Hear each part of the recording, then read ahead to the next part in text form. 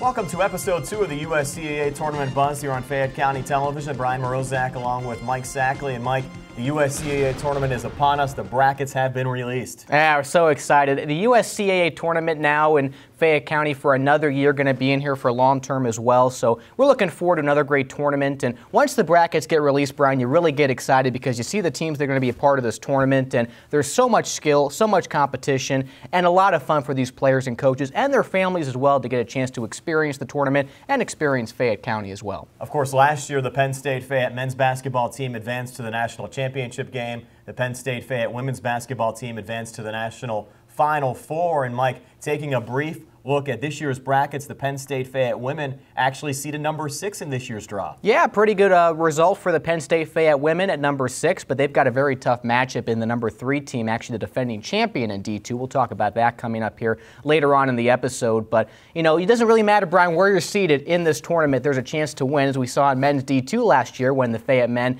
and the Warren Wilson men, the 9 and 10 seeds, went all the way. So sometimes they can make the bracket go upside down, but a lot of the times you'd like to get a higher seed, and the Fayette women a little bit higher this year, so that's a nice thing to see. This is the second of 2 episodes of the USCAA Tournament Buzz here on Fayette County Television. During the first episode, we talked a lot about the economic impact the tournament has here in Fayette County. It's a huge economic impact every year because, you know, you get so many players, coaches, family members coming in. They're spending money at local businesses. They're really becoming a part of this community for a week, which is always a lot of fun to see, and some great accommodations up in Nemacolin and Woodlands as well. So we're looking forward to seeing that economic impact again in 2014, and it always seems to be the case, especially not just with the basketball, Brian, but all the other stuff that goes on outside the tournament to really make it an entire atmosphere and a great event for an entire week in Fayette County. And today we are going to focus more on the basketball side of things. We're going to release the brackets in all 4 classifications, and we're also going to talk to some of the Penn State Fayette players about their thoughts of playing in the USCAA Championships this year. And that comes your way next here on the USCAA Tournament Buzz on Fayette County TV.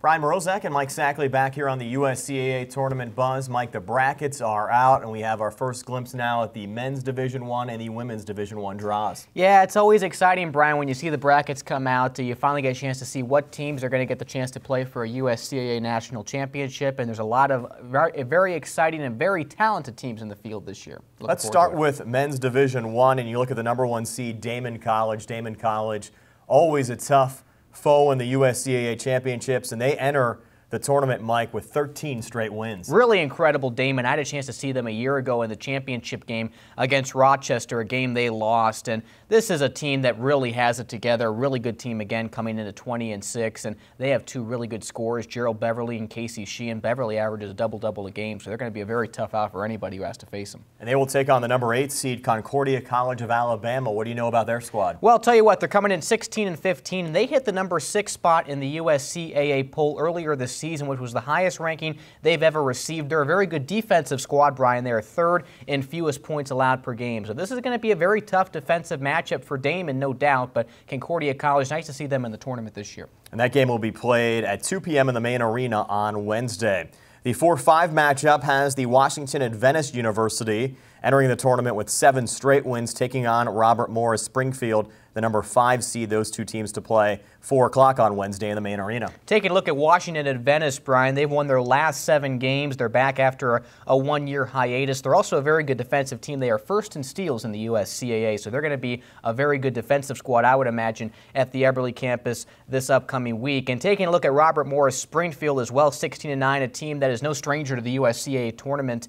They've lost some games early on, but they played well down the stretch. 5 of their last 6 they've won. So Robert Morris Springfield going to be a very tough team as well. You always love those 4-5 games, Brian, because they're always exciting, always competitive. So I think it'll be the case again this year. And on the bottom of the bracket, the number 3 seed, Victory University out of Memphis, Tennessee, and they'll play another school out of the state of Tennessee here in the first round, Tennessee Temple University out of Chattanooga, Tennessee. You look at that Victory team, 20-4, a very impressive record on the season. They've actually played a couple of teams in this tournament. They defeated Concordia College, lost to Robert Morris Springfield, but they've been good all year, Brian. They've been in the top 4 of the rankings all year, also 1st in the USCAA in 3-point attempts per game. So they love to take it to shots from beyond the arc. Tennessee Temple, this is their first ever appearance in the national tournament, so got to be a very exciting feeling for that program. Also their first in field goals made per game, another team playing well down the stretch. So the Battle of Tennessee should be very fun to watch. That'll be the 3-6 game, and at the bottom of the bracket, Rochester College is back out of Rochester, Michigan, and they'll take on the Apprentice School, who I actually saw earlier on this year. The Apprentice School open up their season against Penn State Fayette in the Penn State Greater Allegheny Tournament. Of course, they're from Newport News, Virginia, the same location as the USCAA headquarters. Well, these are another two teams that are very familiar as far as being in the USCAA tournament, Brian. Rochester, the champions a year ago, saw them last year against Damon. They were so impressive, really took advantage of that game. It was a close game, but Rochester pulled out the win. They are second in three-pointers made per game, also second in field goal percentage against. Opponents only shooting 38% from the field against Rochester this season. You look at the Apprentice School, they had a chance to play Washington Adventist earlier in the year, split a home and home with them. They're a very good rebounding team, second in the USCAA in offensive rebounds, fourth in defensive rebounds. So 2-7, you might think Rochester has the advantage, but don't sleep on the Apprentice School, like you said, Brian, a very good team in the Builders this year.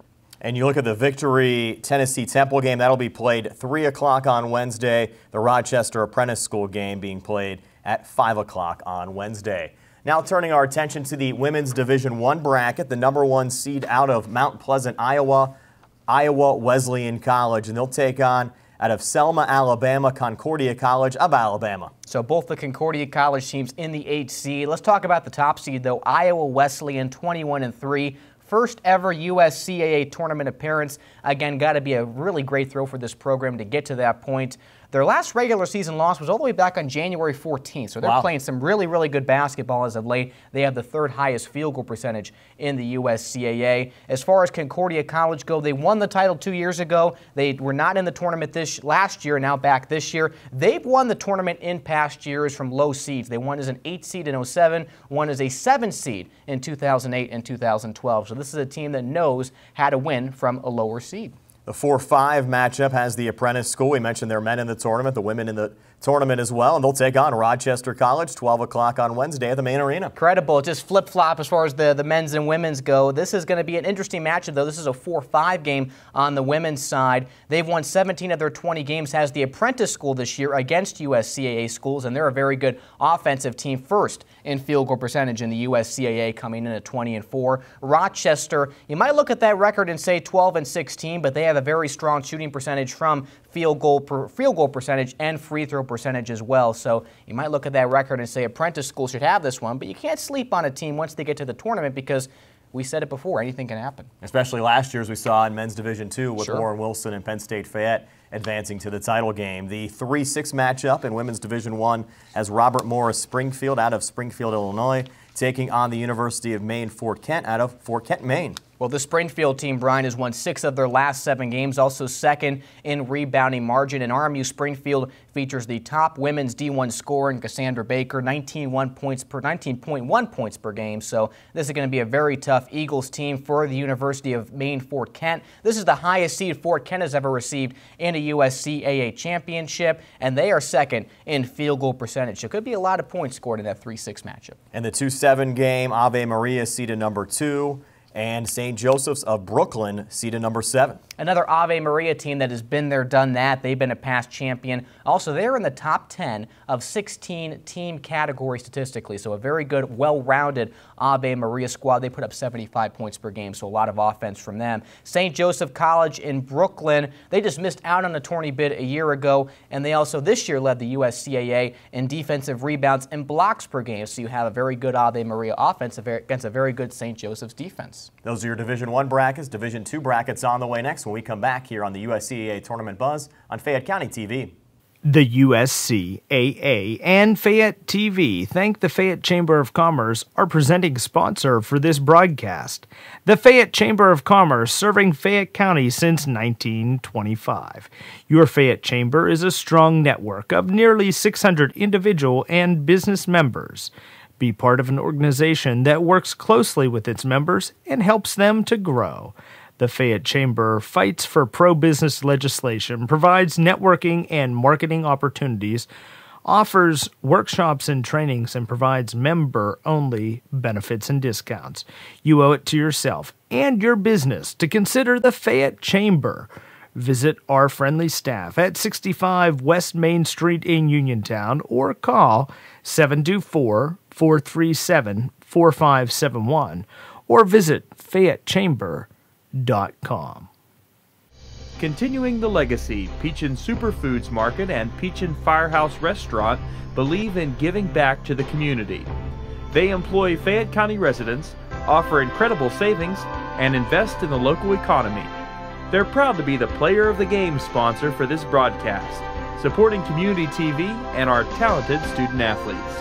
Visit the Peachin Firehouse Restaurant and the Superfoods at the Laurel Mall on Route 119.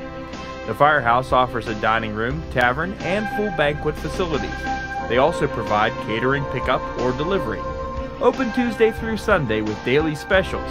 Visit www.peachinfirehouserestaurant.com or peachin.com for more information. Brian Morozak and Mike Sackley back here on the USCAA Tournament Buzz. Mike, we've already had an opportunity to look at the men's and women's Division I brackets. Now let's take a look at the Division II brackets, which feature both of the Penn State Fayette squads. And we'll start first with the men's Division II championships, and the #1 seed out of Auburn, Maine, Central Maine Community College, and they'll play the winner of a play-in game between Penn State Beaver, seeded #8, and Berkeley of New York, seeded #9. Yeah, Central Maine undefeated in conference this year in the top spot of the USCAA poll the entire season as the 1 seed, a very impressive 30-2 record. Penn State Beaver, they're second in the USCAA in shooting percentage, so you know they can light things up from the field. Looking at Berkeley, New York, the final at-large team in the tournament, Brian, but they're making their 4th straight appearance in this USCAA tournament, so a very experienced squad when it comes to this type of setting. And the 4-5 game as Penn State Mont Alto taking on last year's champs, Warren Wilson, seeded #5. Well, they can look at Warren Wilson, like you said, the defending champs. They got the target on their back trying to repeat. Last year they were the 9 seed, now the 5 seed trying to get to that championship game once again. 9-3 down the stretch in the second half, including the schedule that features some D2 and D3 NCAA teams, so impressive for Warren Wilson. Mont Alto, the runner-up in the PSUAC, they've been good all year in the top 5 of the USCAA poll the entire season, so 4-5 games always fun. Should be another good one over at the Eberly campus. The 3-6 game has out of Summerdale, Pennsylvania, Central Penn College taking on the #6 seed Andrews University. Of course, Penn State Fayette defeated Andrews in last year's tournament. Yes, they did. Andrews coming in now at the 6th seed, 21-4, a very impressive record. 17 consecutive wins to end the regular season. Very impressive from Andrews. Central Penn, on the other hand, a team that has not made a national championship game appearance despite many appearances in the actual tournament, so they'll be trying to change that this year.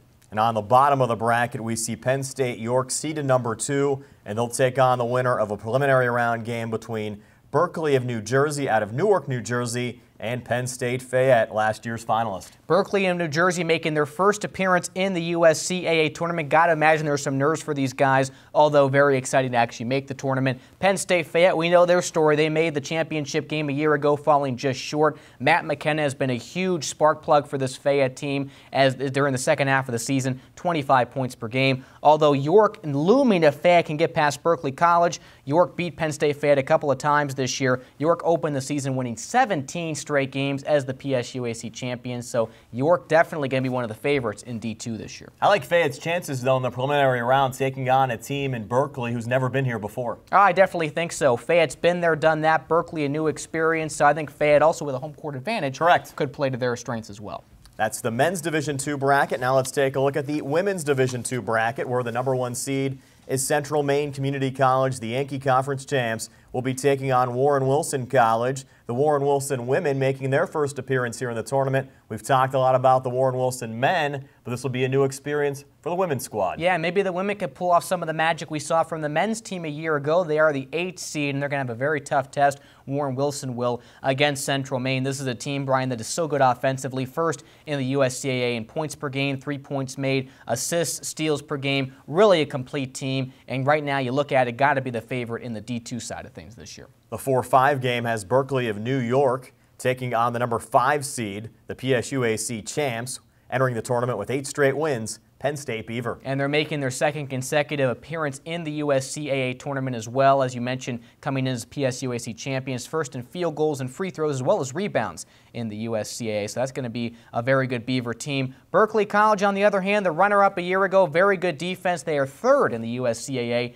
in steals. So that 4-5 game, like we said on the men's side, could be very fun to watch on the women's side as well. The number 6 seed, the Penn State Fayette women. How about the Lady Lions? They're not seeded number 8 this year, Mike. Seeded number 6, but they draw last year's champs, Albany College of Pharmacy, the number 3 seed. Congratulations on your higher seed, Lady Lions, but, well, you get the defending champs to start things off. Going to be a very tough one for the Lady Roaring Lions, but they've got some very impressive wins to their credit this year. Albany College of Pharmacy, though, the defending champions, and they were actually the first national champion last year in the D2 women's bracket. So it's going to be a very, very fun game to watch. Albany Pharmacy against Penn State Fayette, and, of course, Lady Roaring Lions will have a bit of a home court advantage as well. And the Lady Lions a lot to prove after losing in the PSUAC quarterfinals. Checked out the PSUAC semifinals against Penn State Brandywine last week. The Lady Lions blew a 14-point lead with 7 minutes left in that game, and they want to come back and make a nice run for a national title this year. Bottom of the bracket has the number 2 seed, the University of Cincinnati Claremont,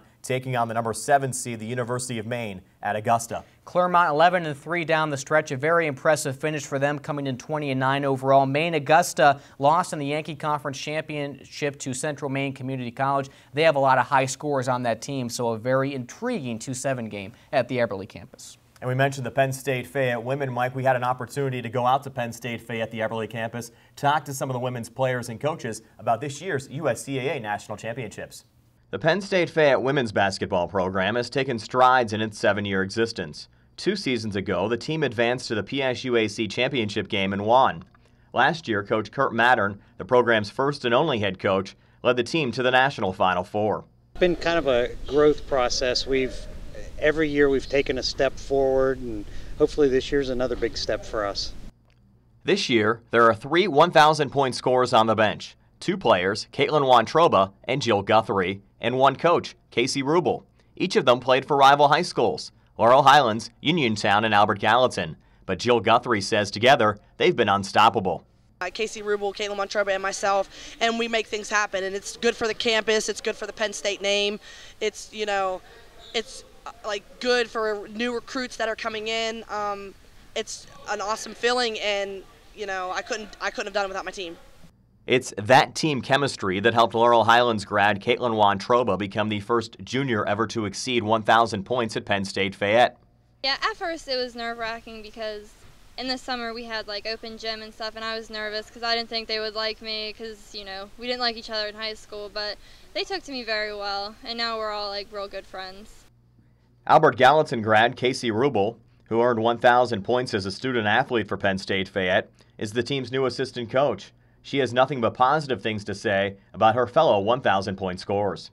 Even though they're both younger than me, they helped me start this program. They helped Coach start this program. They are basically the founders of this program, and you know, it's because of them and, you know, the players that, you know, the head coach brings in. It's just so wonderful to see them grow and to fully extend their potential on the basketball court. They just keep getting better every single year, and I couldn't be happier for them. And Coach Mattern is quick to praise his new assistant coach. To have Casey kind of step into that role, it was very seamless for her. She had been the team leader for the last 2 to 3 years. All of a sudden, she kind of steps right into a different role, but she's still the team leader. Assistant coach Rubel says playing in a national tournament on Penn State Fayette's home court has helped her to become a leader. That's the wonderful thing that we have here at Penn State Fayette, is that you were basically guaranteed to play in a national tournament, and that's just wonderful. And the fact that we're going to earn our spot rather than getting our automatic bid this year is, you know, it's even better. Penn State's progression to the semifinals last year was an electric experience for the team. Yes, it is totally cool. All the teams coming in, traveling, getting to watch, you know, the D1 men's and our boys competing in the national championship last year was awesome, and just it's a whole week of fun. Yeah, we were all so excited because every time we played the year before, you know, we lost, and getting the win against like the #1 team was like so inspiring, and it was quite an experience. Oh, it was amazing. I mean, the kids worked so hard to get there, and it was just kind of the culmination of a lot of hard work from a lot of people. Assistant coach Rubel says the USCAA National Championships have been an important recruiting tool, too. I mean, how many players get to come and see, D1 athletes and, get to see every game, and you can even sit in on practices, and it's just such a wonderful experience, and it's just wonderful that it's here. And I mean, the experience that you get as a player playing in this tournament is just unbelievable. So the tournament has helped with the recruitment of players like freshman Courtney Haynes. Haynes came to the event as a spectator last year. Now she's excited to be on Penn State's roster for the championships. Well, it's definitely a lot different from high school, that's for sure, and the competition is a lot bigger. So as I was watching the teams, I know that there's not any time for mistakes, but if you do make a mistake, you better get back and play defense or something just to help out your team, and don't take anything for granted and always go at 100%. And while Courtney Haynes' college career is just getting started, the veteran Penn State players are looking ahead to the next chapter of their lives. Yes, I am a senior human development major. I will be graduating in December of 2014. I'm currently doing my internship at the ABC Schoolhouse on North Gallatin Avenue in Uniontown. I want to work in a prison setting. I want to be a probation officer, or correctional officer. So we'll see, where it takes me. I'm in the nursing program, so it's like a 2-year, but then you can come back, which is nice because if you want to break, you can and work and then come back. So I really like that about this program. I am a business major. I'm focusing on marketing and management, and I want to go into the natural gas and oil whenever I'm done. But before it's time for graduation, there's one more chance to land a national title for the school and the community these players love so much. Just the opportunity for my family and friends to come out and watch my games and show me support, show my team support. It's just an awesome feeling. Brian Morozak, USCAA Tournament Buzz. Michael, it's nice to hear about the Penn State Fayette women's basketball team, and I know the men's team is hungry as well this year. They've got to be. I mean, making the national championship game a year ago, getting so close, just falling a little bit short. I'll tell you what, that gym was absolutely rocking when the Fayette men made it to the national championship game. This entire community came out to support them. We'd love to see that again this year. Let's find out a little bit more about the Penn State Fayette men's basketball team this year. It was nothing short of a Cinderella story as the Penn State Fayette men's basketball team advanced to the finals in last year's USCAA Basketball National Championships. It was amazing for us. It was a good experience for everybody. We never felt anything like that or played in the games like that. The whole stadium was just all packed up. The record crowds that packed the main arena at Penn State Fayette, the Eberly campus, made last year's championship run even more special. Athletic Director Vince Capozzi says witnessing the team in action made him proud to be a member of the Penn State staff. Probably the most emotional moment I think I've ever had in athletics was sitting at the scorer's table watching these people come in for the national championship. And I remember looking at our official timer, Dave Ryder, and saying, Dave, they're still coming. They're still coming. They're still coming. It was amazing. And then to see my guys, and it was a great group of guys last year, be able to experience that and get as far as they did. It was a very emotional moment for me. The chance to play in the national championships, combined with the opportunity to get a Penn State education, is what brought many of these student athletes to Fayette. Today, they don't regret their decision.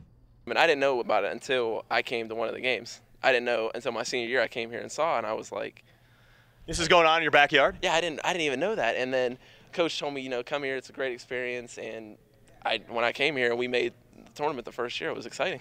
Hey man, it just feels great to be a part of that. You got guys like Dave, Pratt, Brandon that step up and just play ball every night, and they was like showing out. And I was like, some way, somehow, I just wanted to be a part of that. And hitting that big shot in the corner to put us in the finals, I mean, it was just great. This year, the Roaring Lions have lost some players to graduation, but the team is just as hungry for a victory in the national championships. We basically started the season with a lot of fresh guys, a lot of guys that didn't have the playing experience that they may have had in high school, but they're adjusting extremely well. Sophomore Spencer Perrieff comes to Penn State Fayette from Hawaii.